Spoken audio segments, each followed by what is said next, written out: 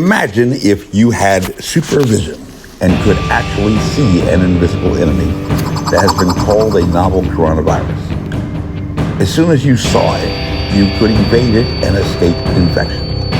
And a picture, they say, is worth 1,000 words. My name is Major Mike Webb, and I served in the United States Army for 2 decades, specializing in force projection or deploying assets, personnel, and capabilities to other locations around the world,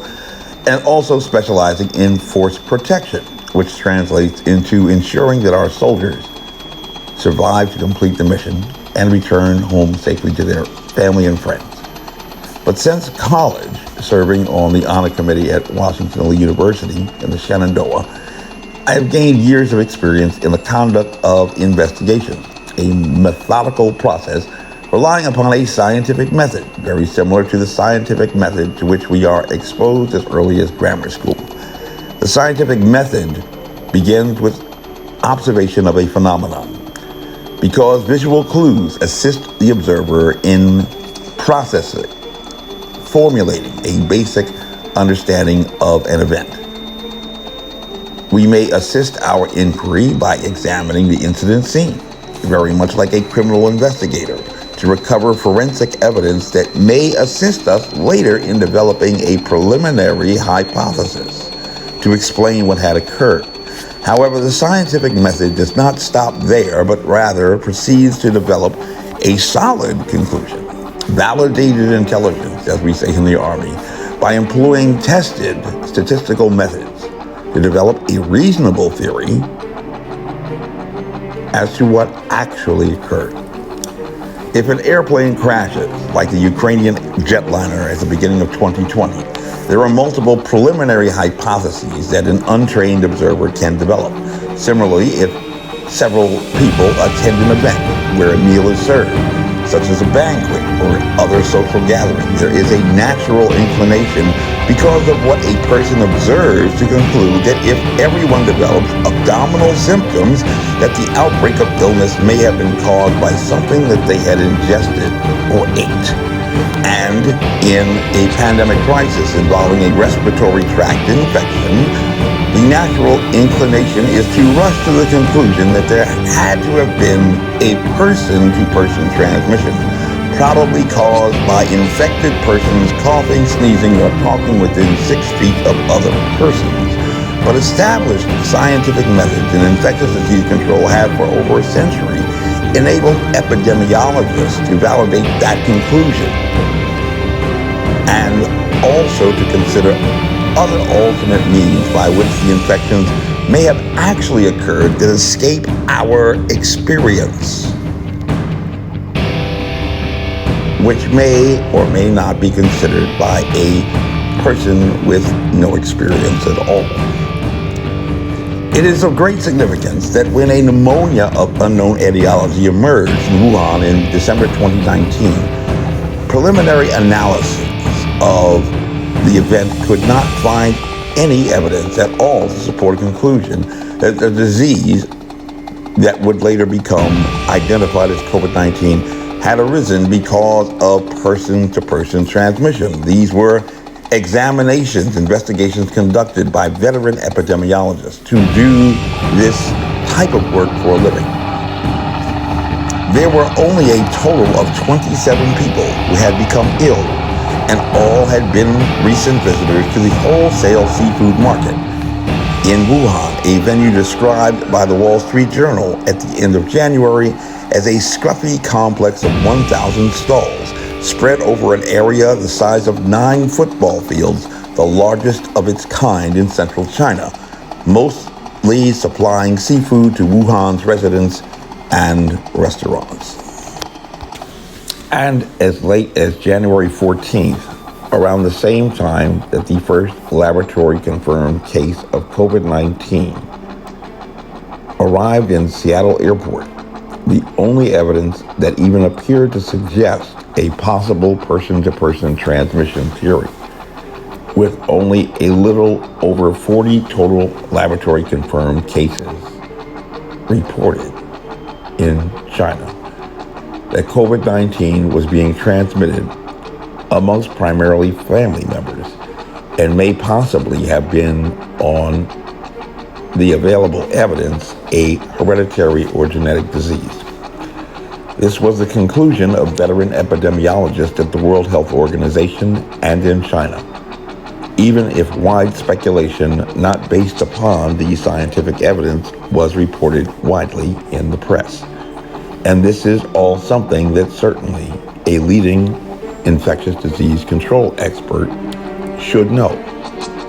It is of great significance, at least to an epidemiologist, that even after a thorough examination of over 55,000 laboratory-confirmed cases, on February 24th, the largest sample-size tracer contact study that had been conducted before lockdowns began in the Commonwealth of Virginia. Veteran epidemiologists at the World Health Organization were still considering the possibility that COVID-19 may have been a hereditary or genetic disease, even after they had declared a public health emergency of international concern on January 31st. Because after a robust analysis of the empirical data, it still yet appeared that infections appeared to be driven primarily by families, primarily farming families in the largest city in the central mainland of China, the 42nd largest city in the world. And this is something that certainly a leading infectious disease control expert should know. It is of great significance, at least to an epidemiologist, that even after a thorough examination of over 55,000 laboratory-confirmed cases on February 24th, the largest sample-size tracer contact study before lockdowns began in the Commonwealth of Virginia, that veteran epidemiologists, upon review of tracer contacts, the first priority task during an emerging public health crisis, failed to find a secondary attack rate of even 5%, or indicating that an infected person might only infect 5 of every 100 persons with whom he or she came into contact. However, upon examination of clusters, the veteran epidemiologists there in China projected a reproductive number of up to 2.2, meaning that for every infected person at a specific location, he or she might be expected to infect at least 2 others. And this, too, is something that certainly a leading infectious disease control expert should know. It is of great significance, at least to an epidemiologist, that the Centers for Disease Control prefers to use the metric of secondary attack rate to describe the level of infectiousness of a pathogen, and have expressly rejected reproductive number as a means of measuring infectiousness, because these projections are only as valid as the assumptions upon which they rely, and because they are vulnerable to manipulation by persons with ulterior motives. And even the World Health Organization stated expressly in their report that the high reproductive number that they found, like the secondary attack rate, appeared to decline in high correlation to the further distance one traveled from ground zero in the outbreak in Wuhan. And this, too, is something that certainly a leading infectious disease control expert should know. Another scientific method that has been used by veteran epidemiologists to obtain a better understanding and picture of an emerging pathogen is through individual case studies to examine exactly how an outbreak occurred at a specific location. And it is of great significance, at least to an epidemiologist, that there have been no COVID-19 outbreaks, or what has been described as a super spreader event, in almost a year that occurred in an outdoor venue, which would be consistent with the extremely low secondary attack rate of less than 5%, because for an infection to occur under those conditions, a sufficient quantum or infectious dose would have to be concentrated for delivery to the entrances of the respiratory tract, in the nose, or in the mouth. And the computational fluid dynamics at outdoor venues is more adversely impacted by wind currents, other factors in basic operations of physics that would enable any concentration to attempt to expand to fill that larger space. And this, too, is something that certainly a leading infectious disease control expert should know. It is of great significance, at least to an epidemiologist, that at least since the 1980s, it has been generally accepted in science that a necessary precondition for a super spreader event is the presence of not just an infectious, but a highly infectious pathogen, such as tuberculosis, which only requires the successful transfer of only 10 bacilli to cause an infection in another person, or a pathogen like measles, one of the most highly infectious diseases known to man, which has a secondary attack rate of 90%, or even smallpox, which has a validated secondary attack rate of at least 60%, at least 12 times greater than the secondary attack rate that was validated for COVID-19 in China. And just to be validated as an infectious disease, communicable from person to person, a pathogen must exceed the threshold secondary attack rate of the lowest strain of the flu, or 20%, while the validated attack rate of COVID-19 is at least 4 times lower than that.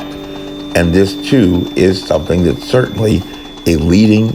infectious disease control expert should know. Yet, it is of even greater significance, at least to an epidemiologist, that in every case study performed to date, the outbreaks have not only exclusively occurred within the confines of indoor venues, but also all outbreaks have required exposure for at least 1.5 hours, which again would be consistent with the findings in China regarding the low secondary attack rate, falling below 5%, indicating a very weak ability of the pathogen to take hold on a healthy person. And even far more significant is the consistent finding that every outbreak that has been examined in a clinical report or case study, there has been one and only one index case, or an infected person who appeared to be, to the casual observer, unfamiliar with science, to have set off the outbreak. But an outbreak that, according to the science, he or she lacked the ability to have set off, indicating that some other unnatural means that had not only identified that index case before his or her arrival, but also had introduced a sufficient quantum of the pathogen into the breathable air of persons within that space to be infected for a period of at least 1.5 hours. And this, too, is something that certainly the leading infectious disease control expert should know. But if this is the case, as all of the scientific evidence suggests, there is no non-medical grade mask nor vaccine that can protect anyone, and that the only reasonable method to prevent infection and infection spread is to prevent the person or persons